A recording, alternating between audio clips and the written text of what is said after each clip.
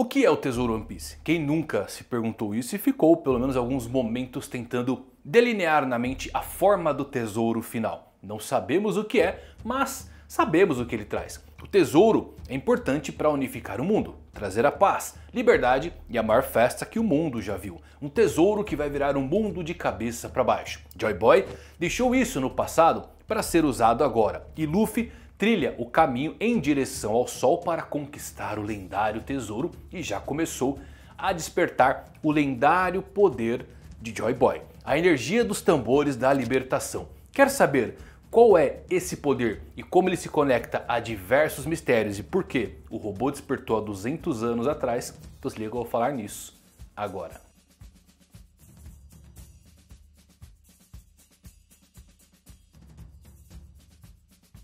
Fala galera, Evandro Fusari que faz um vídeo pra vocês, como é que vocês estão? Espero que todos vocês estejam maravilhosamente carecas. Ficar me chamando de ovo do Roger, eu vou atrás de vocês, tô falando, hein?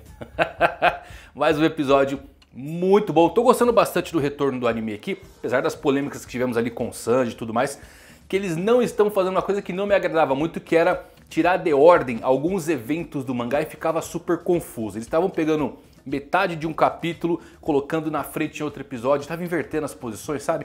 Por enquanto estão mantendo legal, estão fazendo um capítulo inteiro bem animadinho. Eu estava bem ansioso para ver a luta do Luffy e do Kizaru e surpreendeu. Mas mais do que isso, o robô despertou. Tambores da libertação.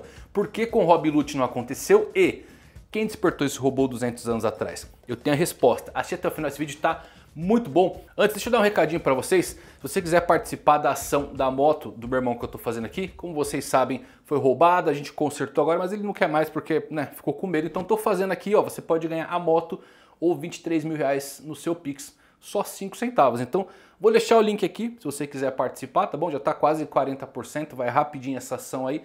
Concorre, ganha, porque, ó, moto da Vila Ninja. Moto da... Concorre aí, ou a motoca ou 23 mil, entrega em qualquer lugar do Brasil, tá bom? Clica aí no link. Pronto, recadinho dado. Agora sim, vamos falar tudo de One Piece 1126. Então vamos lá, meus amigos. Nosso capítulo começa com o Kuma alcançando Mary Joyce. Alguns guardas realmente parecem impedi-lo, mas o Kuma acaba usando o Urso Choque para eliminá-los. E por conta da violência do golpe, alguns Tenryubitos também ficam feridos. Mas eis que ninguém mais, ninguém menos que o almirante de frota Akainu aparece para confrontá-lo. Akainu pensa consigo mesmo o que faria um boneco sem consciência na Terra Santa. E como Kuma não pode ser controlado, só lhe resta uma opção. Akainu luta contra Kuma e usa o Meigo, um dos golpes mais devastadores de One Piece, que simplesmente derrete parte do rosto do Kuma. O anime deu aquela escondida, como sempre. Para quem não lembra, é o mesmo ataque que ele usou contra o Barba Branca e Marineford, e no anime também contra o Edward. Deu aquela censurada, porque no mangá arrancou metade da cabeça dos dois. Sim, o Kuma não defende esse golpe, tá? Ele apenas corre e depois desaparece usando o poder da sua patinha e uau, que começo, né? Primeiro de tudo, galera, notem como o plano dos revolucionários está funcionando aqui. Cortar os suprimentos de Mary Joyce foi uma jogada de mestre, está causando um nível de desconforto nunca antes sentido por esses nobres, e esse é o núcleo da revolução, incitar eles próprios a cometerem erros. Quem garante que esses nobres não acabem entrando em uma guerra civil usando seus guardas particulares simplesmente por achar que outro nobre tem mais do que ele? Uma bela jogada de Dragon. Outra coisa, Kuma está em um modo automático e muito possivelmente indo para o único lugar possível, Egghead. Agora, a parte mais surpreendente, sem dúvidas, é o Oda colocando o Akainu entre todas as pessoas como o homem que tentou impedir o Kuma. Porque o almirante de frota, ele não deveria ser um lutador ativo, ele deveria ficar lá embaixo na base de Marineford, mas como os outros almirantes estão espalhados, então Sakazuki resolveu o problema porque ele já estava perto e convenhamos, eu acho que ele estava bem entediado, tá? O Akainu, ele tá cansado desse trabalho dele porque é principalmente administrativo. Então ele provavelmente viu isso apenas como uma desculpa para esticar os braços um pouco. E sim, meus amigos, a papelada é nível Yonkou. Ele queria uma vida mais fácil nesse posto? Duvido. No 1 contra 1, sempre aposte nos impostos. Mas ó, considerando da última vez que algo aconteceu em Mary Joyce, o Akainu mandou o Fujitora e Ryukugyu para a Terra Santa e eles falharam. Lembra? Deixaram os escravos fugirem, os revolucionários, o Kizaru está fora. Então o próprio Akainu é o único combatente em quem ele realmente confia. E bom, a fruta do Kuma torna o confronto com ele um risco. E almirantes no fim devem ser guardas pessoais desses infames dragões celestiais.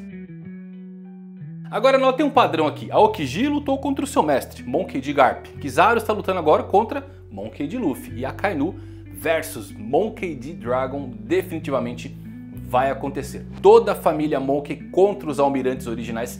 Eu iria adorar ver isso. E o Dragon trazer uma tempestade ali no topo da Red Line já tá preparadinho. Ainda mais porque o Akainu ele tem um passado com o Dragon já sugerido pelo Oda. Porque durante Marineford toda, o Akainu sempre chama o Luffy de filho do Dragon, nunca pelo seu nome, que já mostra um rancor, né? E tem a velha teoria aí do pai do Luffy ser um marinheiro no passado muito próximo ao Akainu. Será que ele ocupou um cargo de almirante, de vice-almirante? Eu adoro essa conexão dos dois. E lembrem uma coisa interessante.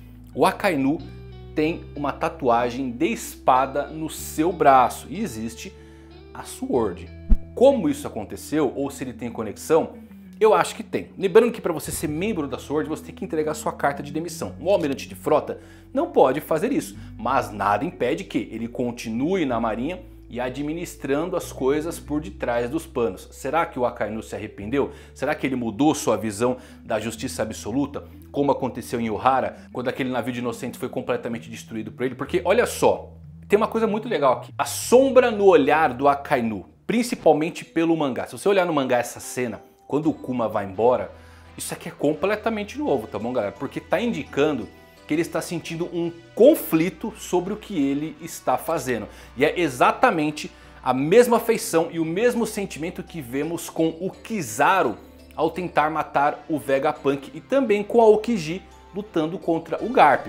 O Akainu pode ter conexões muito mais profundas com Kuma e com os revolucionários e eu espero poder confirmar isso mais à frente. Mas eu adoro essa parte dele ficar meio que em conflito, se perguntando se o governo mundial está indo por um caminho que ele realmente concorda. E temos uma parte bem interessante também, né, que voltamos naquele flashback do Akainu capturando a Bonnie há 2 anos depois do time skip ali. E essa, olha só, isso aqui é muito legal, né? É a continuação da cena do capítulo 595, quando o Barba Negra capturou a Bonnie e trocou por um navio. É a primeira vez que vemos o Akainu suar frio e sempre teorizamos o porquê dessa fala. Será que era por conta da fruta da Bonnie? É uma teoria bem antiga, né? Que a fruta da Bonnie estava sendo utilizada para deixar os Gorosei sempre mais jovens. Quem é mais antigo vai lembrar dessa teoria. Mas não, é tudo por conta da conexão com o Kuma. Quem já leu o mangá, não vou dar spoiler, mas quem já leu o mangá já sabe aí qual foi o custo do Kuma se tornar um pacifista, né? E o Akainu dizendo a Bonnie que o seu pai passou voluntariamente por suas modificações e sua mente nunca vai voltar ao normal, isso é, convenhamos, muito legal. Então temos essa continuação de uma cena que foi lançada em 2010, hein? Meu Deus do céu, 15 anos depois podemos ver o que foi dito entre Sakazuki e Bonnie. E essa reflexão final do Akainu se perguntando para onde alguém semente está indo, eu realmente achei o ponto alto desse capítulo. E vamos então para Egghead, onde temos uma das lutas mais esperadas de todo One Piece. Luffy e Snakeman, que dá saudade de ver essa forma, eu gosto bastante, né? Versus o Almirante. E eles lutam aqui em várias cenas e é absolutamente linda essa animação. O Kizaru tem luzes em ambas as suas mãos, bloqueia todos os ataques do Luffy com os braços cobertos de haki. E o que torna essa luta legal é que o Snakeman ainda é uma transformação muito bonita. Eu iria até mais longe em dizer que é a forma mais bonita do Luffy, pelo menos na minha opinião, tá? O Luffy, ele acaba usando o Jet Culverin, que é o golpe que passou a visão do futuro do Katakuri, hein? Olha só, e ele usou versões maiores como o King Cobra e acertou o Kaido. Mas o Kizaru, ele mostra o seu haki de observação pra lá de afiado pra bloquear todos os golpes. Isso é legal, galera. O Kizaru está usando sua velocidade. Até agora ele sempre pareceu lento ali devido aos seus inimigos serem bem mais fracos, mas contra o Luffy podemos ver o quanto ele é veloz e bom de luta. O Kizaru elogia o Luffy como o homem que derrotou o Kaido, e então temos uma das cenas mais insanas aqui do episódio. O Kizaru ele voa para longe da ilha de Egghead para lançar o seu próximo ataque, porque, bom, velocidade é poder. Ele dispara um feixe de luz e literalmente mergulha dentro dele para alcançar a velocidade do seu elemento. Em um movimento brutal, ele ofusca o Luffy com sua luz e o chuta com força. Que golpe fantástico é esse, convenhamos. Eu adoro a fruta do Kizaru e ele lutando, meus amigos, é realmente um bom momento para ser fã de One Piece. O Luffy ele é arremessado através do domo, passa ali pelo Vega Force e acaba destruindo o robô completamente. Aqui vemos o conflito do Kizaru, né? Porque ele lembra da primeira vez que o Vegapunk mostrou o robô para ele, que era um sonho da humanidade. Luffy explode no domo de energia, o Sunny ele está bem porque ele acaba pousando ali nas nuvens insulares, e a Bonnie, com raiva pelo que o Kizaru fez ali, acaba atacando o almirante. Só que ele diz algo muito legal, né? Em como ela cresceu rápido e que ele só quer que seus alvos sejam destruídos e pede que não force a machucar pessoas que ele conhece durante a missão. Ou seja, ele também tem uma conexão aí mais próxima com a Bonnie, com o Kuma, até porque ele estava sempre do lado do Vegapunk, era o seu segurança pessoal, então ele esteve durante todo o processo de apagar a memória do Kuma ao seu lado. E aí ele também diz uma coisa interessante, né? Que ele está aqui para realizar o tão desejado sonho da Bonnie, que era matar o odiado Vegapunk. Mas a Bonnie fala que agora ela mudou de ideia, porque ela sabe a verdade, ela viu as memórias do Kuma. Ela tentou usar o seu Toshitsuki, onde acaba tentando acertar ali os anos do Kizaru, que esse golpe é bem legal, né? Quando você acerta o oponente, os anos são perdidos e acaba se manifestando em joias brilhantes. Ela usou isso aí contra o Vegapunk, mas, meus amigos, é o almirante, não dá. Ele desvia facilmente. Bonnie, então, é chutada pelo Kizaru e atinge a barreira de Egghead, causando uma enorme explosão. Kizaru então vai para o meio da sala de controle, bem ao lado do Vegapunk, que havia acabado de conseguir quebrar a senha de York, e então a surpresa. Luffy volta na forma Gear 5 e acaba alcançando uma forma gigantesca. Aparece em cima do teto da sala de controle e agarra o Kizaru na sua mão como se fosse um boneco. Vegapunk, Nami, Usopp, Atlas e Edson ficam chocados, seus olhos saltam do rosto. Luffy está todo detonado pela explosão no domo, pelo chute, mas ainda conseguiu passar pela cúpula de segurança que causou danos a ele e voltou para agarrar o almirante. A questão agora é, o Luffy ele emborrachou a luz do Kizaru para conseguir agarrar uma Logia? É bem possível, viu? Ou somente está usando o Haki? Eu queria ver o Luffy emborrachando a luz. Será que dá? Bom, ele emborrachou o relâmpago, por que não? Agora, a melhor parte, o ápice do episódio. Tambores da libertação. Quando o Luffy fica gigante, ele soa por toda a ilha de Egghead. E então, os olhos do robô ancestral se fortalecem após ouvir os batimentos cardíacos que um dia pertenceram a Joy Boy. A máquina antiga finalmente desperta. E que legal, galera. Convenhamos, hein?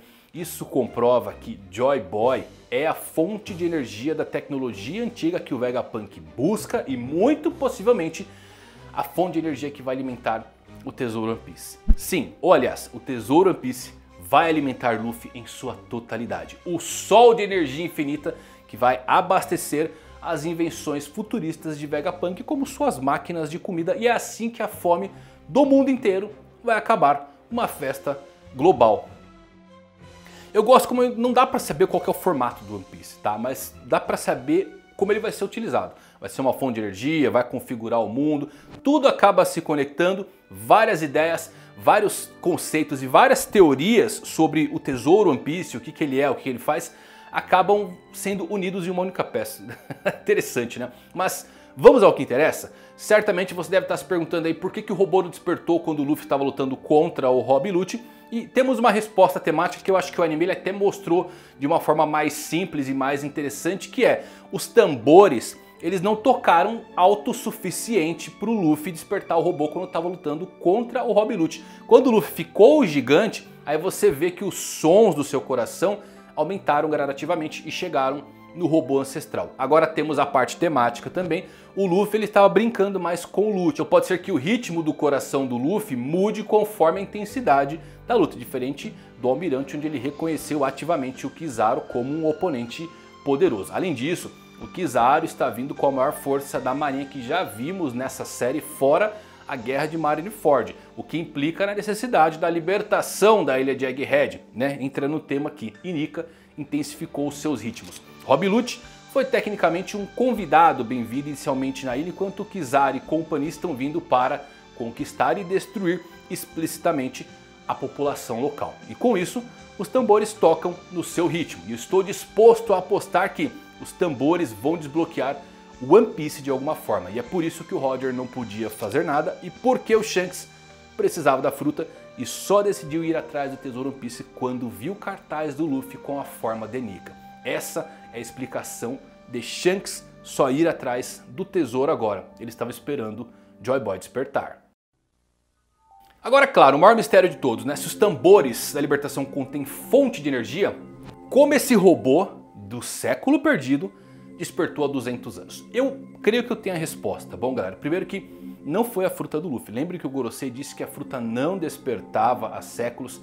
Também não foi Toki trazendo o Joy Boy do século perdido e muito menos o Luffy voltando no tempo. Isso não faz nem sentido. O Joy Boy morreu no século perdido, o Luffy voltar no tempo eu acho que é a pior coisa que pode acontecer na série, apesar das teorias serem bem divertidas, mas viagem no tempo não dá, vai criar buraco na trama. Então, quem ou que fez o robô atacar Mary Joyce que subiu cerca de 200 anos atrás o topo da Red Line?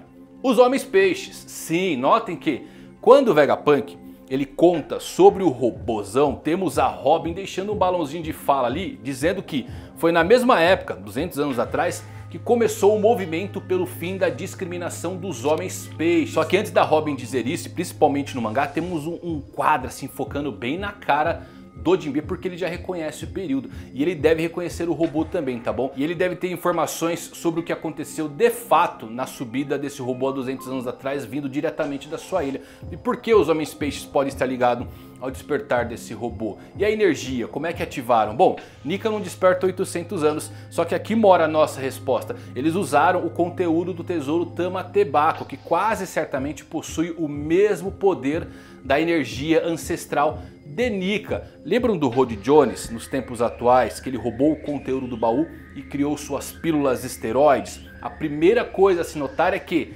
ele fica todo branco, né, com a aparência que só vimos nos Sulongs e em Nika. Sulong é o poder que os Minks ganham ao olhar para a lua cheia e deve ser a mesma energia invisível presente nos tambores da libertação. E o mais legal, notem que quando o Luffy ele desliga o seu Gear 5, ele literalmente tem o mesmo efeito que a tripulação que o Road teve depois que as pílulas acabaram. Eles ficaram mais velhos. Outra coisa, Stussy, aliada do Vegapunk, um clone feito por ele. Aonde que ela se infiltrou? Festa do chá da Big Mom, porque ela queria roubar o conteúdo do Tama Tebako. Ou seja, por que ela queria isso? Porque é a fonte de energia que o Vegapunk queria estudar. Pois é, meus amigos, o Road prenunciou a transformação do Gear 5, mas também revelou como que o robô foi ativado 200 anos atrás. Foi o início do grito pelo movimento dos Homens Peixes e o robô, programado para atacar os inimigos de Joy Boy, escalou a Red Line, talvez nem saber em que período ou em que século ele estava. Ele apenas continuou algo que ele estava fazendo 800 anos atrás, que era a Grande Guerra. Então temos o Kuma hoje fazendo a mesma coisa, trazendo aqui um pouco dessa reminiscência do robô, né? O Kuma continuando o seu desejo primordial, o robô fez a mesma coisa. Agora o Luffy vai ter ao seu lado uma máquina ancestral que vai ajudar eles a escapar de Egghead. E eu queria muito ver esse robô mais pra frente depois de Egghead. Quem vê o mangá já sabe o desfecho, né? Não precisa dar spoiler, mas eu adoraria ver esse robôzão voltando mais à frente. Eu gostei dele. Mas mesmo que ele não volte, o robô nos revela muito sobre a história perdida, porque lembre-se, meus amigos, tem 3 coisas que não podem ser interrompidas: a vontade herdada, o fluxo do tempo e, claro, o sonho dos homens. Que capítulo fantástico. Sério, a luta do Luffy contra o Kizaru tá muito bem feita. Eu adoro o poder do Kizaru, é muito forte, né? O Akainu também, não dá, né? Você vê ele usando aqueles golpes, você fala, ih, alguém vai derreter. Nem o Kuma consegue tancar aquele golpe dele lá. Um episódio muito bom. Eu creio que quem ativou sim o robô ancestral foram os Homens Peixes, utilizando o conteúdo do Tama Tebako, que deve emanar a mesma energia do Luffy. Não à toa, Rod Jones, cabelinho branco, e depois envelhece, assim como o Luffy quando desliga o seu Gear 5. E isso comprova que o Luffy talvez ainda está incompleto, tá? O Luffy ainda precisa de uma fonte de energia, que pode ser o próprio tesouro One Piece, para ter a forma completa do Deus Sol Nika. Porque convenhamos, e acho que todos vocês concordam comigo, duvido que o Luffy Gear 5, que lutou contra o Rob Lute, vai lutar contra o Imusama, contra a Barba Negra. Não, tem que ter uma forma mais aí, tem que ter o Gear 6, tem que ter a marcha ré, tem que ter o ponto morto. Tá incompleto ainda. Tesouro One Piece vai energizar o Luffy. Eu acho que é isso daí. É isso. Espero que vocês tenham gostado desse episódio. Se você gostou, deixa um likezão, tá bom? Até a próxima, meus amigos. Valeu por assistirem. Fui.